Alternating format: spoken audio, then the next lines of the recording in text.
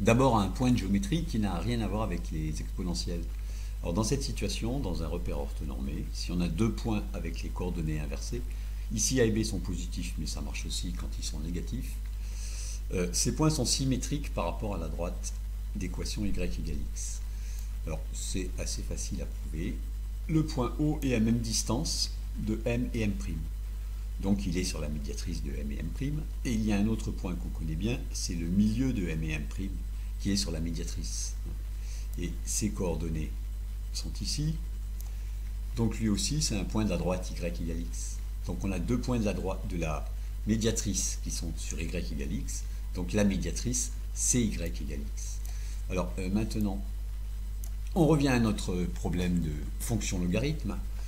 Le point M', il était un point de la représentation graphique de la fonction exponentielle. Voilà.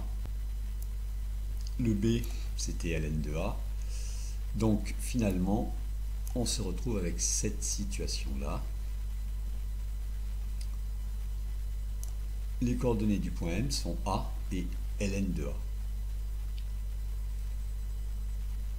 Je peux donc faire varier M' et la variation de M va nous donner la courbe de la fonction logarithme. Alors j'ai activé la trace de M. Donc on voit la fonction croissante qu'on attendait qui passe par 1, 0. Puis ici on avait une asymptote horizontale pour exponentielle en moins l'infini qui va nous donner une asymptote verticale. On verra ça après pour le logarithme.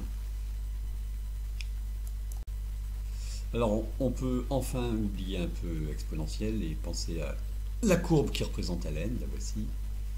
Alors avec des valeurs maintenant connues, lne égale 1 par ici, voilà. Ce qui avait l'air un peu compliqué au début devient plus simple, x plus grand que 1, bah oui, le ln est positif. Bon.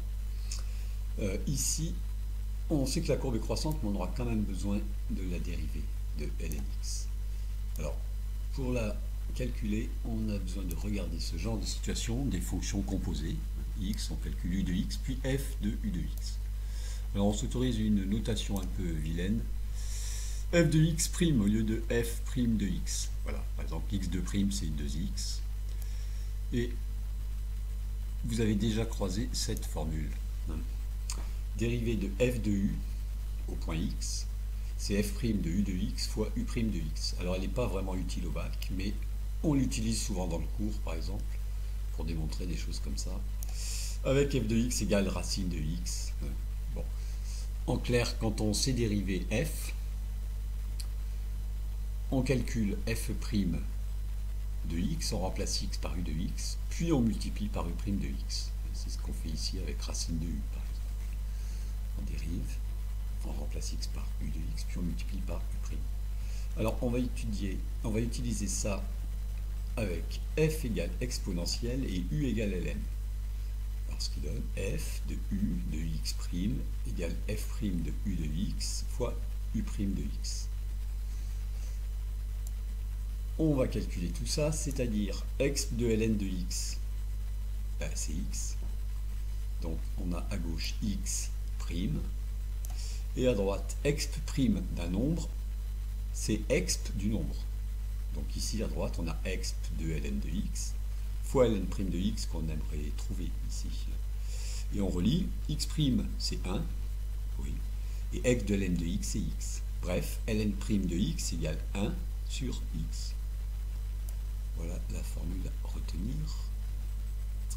Malheureusement, c'est pas tout à fait fini. On réutilise étoile, cette fois-ci avec f égale ln et u quelconque. Bon, dérivable quand même sur le bon intervalle. Alors on écrit f de u' égale f' de u fois u', ce qui donne, alors, ln' d'un nombre, c'est l'opposé, c'est l'inverse du nombre, ça fait 1 sur u de x fois u' de x. Bon, et donc ce qu'on retiendra, c'est ceci, ln de u' égale u' sur u.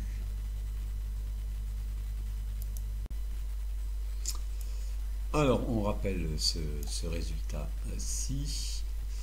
Et on a tracé un point ici, un point A sur la courbe de ln, il est au point 2,7.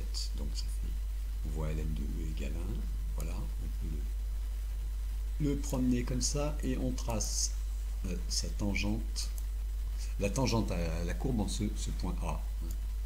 Alors le coefficient directeur de cette tangente au point petit a, c'est 1 sur A. On voit que si petit a devient très très grand, ce coef directeur tend vers 0. Et inversement, si petit a se rapproche de 0, ce coef directeur devient très très grand. Alors, on rappelle l'équation d'une tangente qui est à connaître. Voilà. Y égale f' de a fois x moins a plus f de a. Alors, dans le cas de la fonction logarithme, ça devient très simple, puisque f' de a égale 1 sur a. Voilà. Et il y a un cas qui est vraiment bien intéressant, c'est si petit a vaut 1. On a une tangente qui est quand même assez particulière. Voilà, ici. Donc, si on remplace petit a par 1, ça fait tout simplement y égale x moins 1. Et c'est juste la symétrique de celle que je trace maintenant.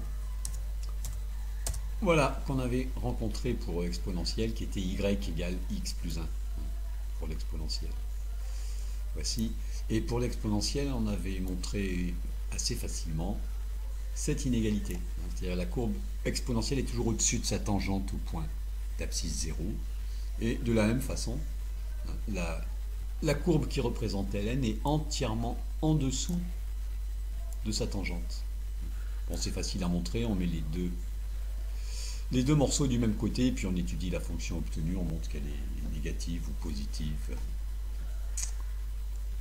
C'est assez facile.